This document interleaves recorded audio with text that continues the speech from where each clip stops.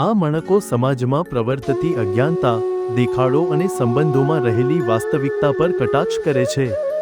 મણકો સમજાવે છે કે લોકો શું કહે છે તેની ચિંતા કર્યા વિના આપણે આપણા કર્મો અને સંબંધોને મહત્વ આપવું જોઈએ. ગામને મોઢે ન દેવાય તાળા, ભલે ને એ ગાય એના ગાણા, તું તો સાચવી લેને ટાણા, એમાં નથી દેવા પડતા નાણાં. અર્થાત ધનો કહે છે કે આખા ગામના લોકોના મોં બંધ કરી શકાતા નથી, તેઓ જે બોલવું હોય તે બોલશે. પણ આપણે તેમની વાતો પર ધ્યાન આપવાને બદલે પોતાના કર્તવ્ય અને સંબંધોને સાચવવા પર ધ્યાન આપવું જોઈએ. આ સંબંધોને સાચવવા માટે કોઈ પૈસા ખર્ચવા પડતા નથી, માત્ર પ્રેમ અને સમજણની જરૂર છે. સમય પ્રમાણે સાવધ રહેવું, નહીં તો બંધ થાય દાણા. 21મી સદીનો આ ઉત્સવ છે, પાછળ ઉડાડે પાણા. અર્થાત ધનો સમય પ્રમાણે સાવધ રહેવાની સલાહ આપે છે, કારણ કે જો આપણે સાવચેત ન રહીએ તો મુશ્કેલી આવી શકે છે. આ 21મી સદીમાં લોકો દેખાવ માટે ઉત્સવ મનાવે છે, પણ પાછળથી એકબીજા પર દોષારોપણ કરે છે.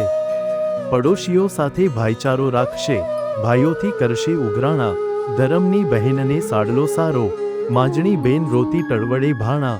અર્થાત અહીં ધનો સમાજની વાસ્તવિકતા દર્શાવે છે.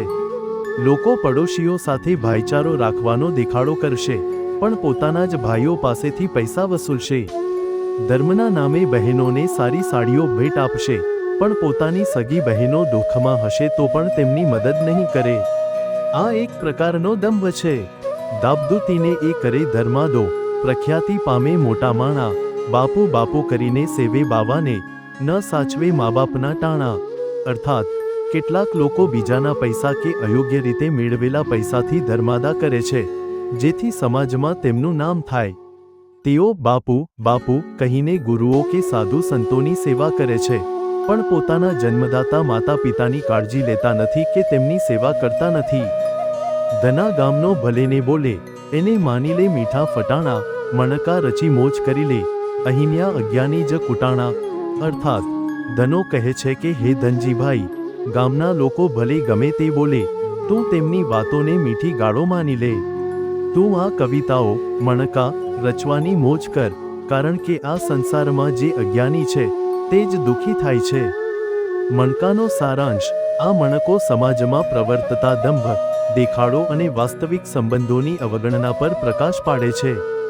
ધનાનો મુખ્ય સંદેશ એ છે કે આપણે લોકોની વાતોની ચિંતા કરવાને બદલે આપણા કર્તવ્યો અને સાચા સંબંધોને મહત્વ આપવું જોઈએ. દેખાવ ખાતર ધર્મ કે સેવા કરવાને બદલે પોતાના પરિવાર અને સ્વજનોની કાળજી લેવી એ વધુ મહત્વનું છે. લેખક ધનજીભાઈ છગનલાલ પરમાર, મોરબી. સંપર્ક કરો 919825826034. તમારા વિચારો નીચે કમેન્ટમાં શેર કરો. કયા મણકાએ તમને સૌથી વધુ પ્રભાવિત કર્યા?